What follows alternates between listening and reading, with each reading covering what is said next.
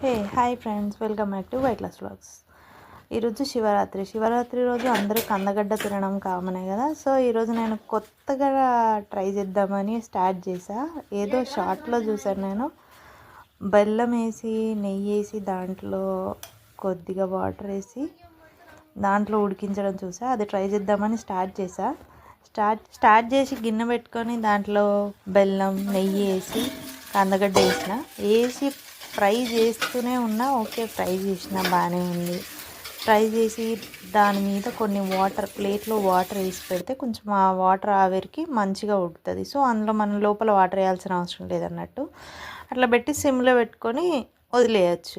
నేనేం చేసిన, వదిలేసి పక్కకు పోతే గిన్నె మొత్తం మాడిపోయింది. మళ్ళీ పక్కకి వేరే గిన్నెలో ట్రాన్స్ఫర్ చేసి ఇప్పుడు మళ్ళీ ట్రై చేసిన. అదే ఎందుకు రాదు నాకు అని. సో అట్లా ట్రై చేసి కొద్దిగా వాటర్ వేసి అట్లా దగ్గర నిలబడి ఫ్రై చేస్తూ ఉండిపోయాను. ట్రయల్ సక్సెస్ అవుతుందా ఎట్లా ఉంది అని చూద్దామని స్టార్ట్ చేసిన. ఓపెన్ చేయడానికి పర్ఫెక్ట్గా కుక్ అయింది. సూపర్, బాగుంది. టేస్ట్ ఎట్లా ఉందో నెక్స్ట్ వీడియోలో పోస్ట్ చేస్తాను.